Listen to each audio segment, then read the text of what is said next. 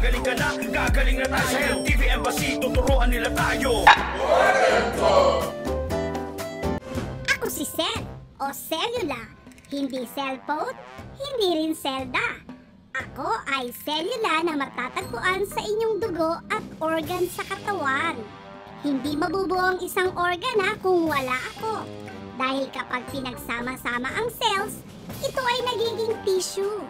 At kapag ang tissues ay pinagsama-sama rin, ito ay magiging organ sa katawan. At kapag nabuo ang bawat organ, nagiging body system na ito. Ako ang pinakamaliit na structural at functional unit ng organismo sa katawan ng tao. Sa sobrang liit ko, kahit human eye, ay hindi ako makita. Kailangan pa akong gamitan ng microscope para lang masilip. Ang cell ang nagbibigay ng dalawang kombinasyon ng food at oxygen para magkaroon ng enerhiya ang katawan. Alam nyo ba na kada minuto, merong 90 million cells na namamatay sa katawan ng tao? At huwag mabahala dahil 90 million cells din ang nabubuhay. Ang buhay ng isang cell ay magkakaiba Ang white blood cells ay nabubuhay ng 13 days. Ang red blood cells naman ay humigit kumulang na 3 buwan. At ang liver cells ay nabubuhay ng mahigit 1 taon. Kaya sa bawat pag-abuso mo sa iyong katawan tulad ng pagkain ng mga makolesterol, preservatives, pagpupuyat, stress at mga bisyo, namamatay ang mga good cells na lahi ko. At ang ending, maraming cancer cells ang mabubuo. Huwag mabahala kahit gaano karaming good cells ang namamatay, meron pa ring mabubuhay na bagong cell o selula. At ang cancer cells pwedeng mamatay basta huwag mo lang pakainin ang kanilang paboritong pagkain tulad ng mamantika, matatamis, maaalat at ibang pang pagkain na may chemical na halo. Ang chlorophyll, maberde o green na pagkain ang papatay sa mga cancer cells sa katawan dahil nagbibigay ito ng oxygen sa dugo at nagpaparami ng good cells sa katawan. O ayan, kilala mo na ako ha, minsan ka nang nasaktan, nagkasakit, ngayon, sana kaya mo na akong pahalagahan at mahalin. O ayan po, napakaliwanag na laman nyo, narinig po ng inyong dalawang mata na napakahalagang pangalagaan natin ang ating mga cells. Tama ba, Doc?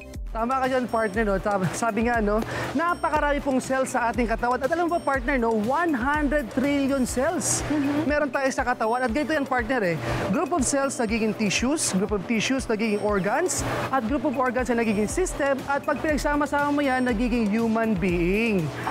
Kaya importante na talagang dapat po healthy ang mga cells po natin para healthy rin ang ating mga katawan. At yan, isa po sa sekreto para mapalakas ninyo at para laging healthy ang inyong cells, meron nga po yung imbensyon na isang mineral drops na ipapahid mo lamang or ihahaplos sa iyong katawan or iinumin, eh sigurado mapapaganda na niyan ang ating mga cells. Ito po ang report.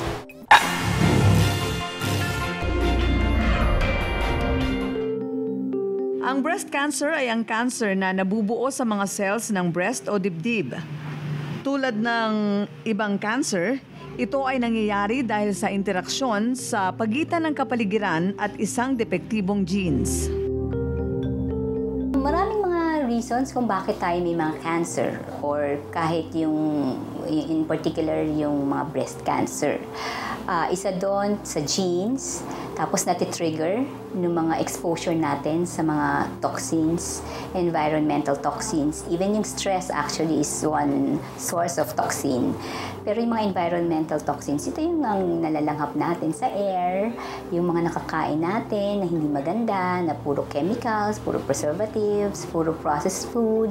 Ito yung mga food na devoid of minerals, vitamins, yung mga essential nutrients kasi masyado na siyang naluto, masyado na siyang na-process. Yung mga kulang sa katawan natin, mga nutrients from minerals, vitamins. Sinasabing ang breast cancer ay pangalawang common cancer sa Asia. Karaniwang dinadapuan ng sakit na ito ang mga kababaihan. Ang umpisa talaga bukod siya yung yung tinatawag na cyst. Pero pinabayaan ko lang siya kasi nag-work ako yung trabaho ko kasi as a line leader, laging nakatayo, paikot-ikot. Tuwing hapon, naramdaman ko siya na nilalagnat ako. Pinabayaan ko lang siya. Yung bukol na yan, nasa ilalim ng didi. Tapos unti-unti siyang tumitigas na siya. Pag malamig, lalong kumikirot hanggat nangitim. Nangitim siya hanggat yung talagang as in masakit pati likod. Sabi ko magpa-check ako. Taong 2001 nang magumpisang maramdaman ni Jocelyn Manuel ang mga sintomas ng cancer. Wala siyang kamalay-malay na umabot na sa stage 3 ang kanyang breast cancer. At sa loob ng 5 taon, pilit pa rin niya itong pinaglalabanan. Year 2001, naramdaman ko na po yun, kaya lang pinabayaan ko siya kasi trabaho, bahay. Tapos nung lumala, kasi hindi ko nga pinapansin, iniinom ko lang siya ng nipinami. Pag nawala yung kirot, wala lang. Nangitim na po yung didi ko. Sabi ko, ano kayo nangyari sa didi ko? Nung nagpa-check up na po ako, kasi nahirapan talaga ako gawa ng pati likod po, sobrang sakit. Manas ko po lahat yan. 5 years po akong lumalaban. Iba-iba na pong gamot iniinom ko. Wala pa rin lunas.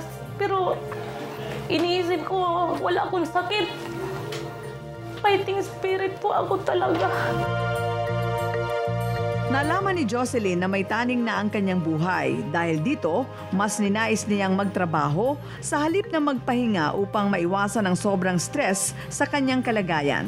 Naging dahilan din ito ng madalas nilang pagtatalo ng kanyang asawa. Ako pala is teen straight. Tapos sabi ng doktor, 6 months na lang po yung buhay ko. Gusto kong magtrabaho. Ayaw ko kasi sa bahay kasi lalo akong nai-stress. Hanggang sa isang araw, may dumating na magandang balita na nagpabago sa buhay ni Jocelyn.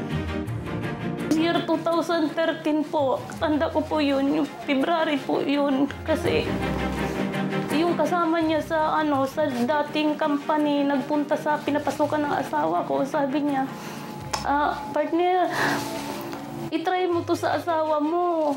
Pag uwi ng asawa ko, dala-dala niya kalahati. Sabi niya, ma, mayroon ka ng gamot. Ihaplas mo sa didi mo. Tapos patak niya sa ulo, tapos dinadaan sa tubig. Tapos nung uminom ako, parang naginawaan ako. Hanggat nakarecover ako, nakatayo ako. Tapos ang ginawa ko, sinir ko na lang sa iba kasi nagtaka sila ba't ako nakarecover kasi stage 3 nga po. Lumipas ang ilang araw, tuluyan ang naghilom ang mga sugat sa kanyang dibdib. Natulungan din niya ang kanilang kabuhayan. Ang dami ko na rin nasira na nakarecover sila. Ang dami na po namin natulungan ngayon sa Region 2 po. Kasi maraming naniwala talaga sa Quantum Indon. Kaya yung Quantum Indon, napakabilis namin ipos. Parang nililigo na lang doon kasi maraming may prueba po na nakagamit ng Quantum Indon. Talagang lumakas sila. Yung mga kasama namin taga Region 2, yun sila natulungan as kumita po sila. 3-in-1, paradise, tapos may organic farming at nandyan din ang zoo. Tatlong pwede mong pagkalibangan sa iisang lugar yan, sa Tagaytay City yan. Tama ka dyan, partner. Siyempre, sama-sama natin alamin po yan sa pagbabalik po ng Health TV Embassy. Gagaling ka na, gagaling na tayo sa Health TV Embassy. Tuturuan nila tayo.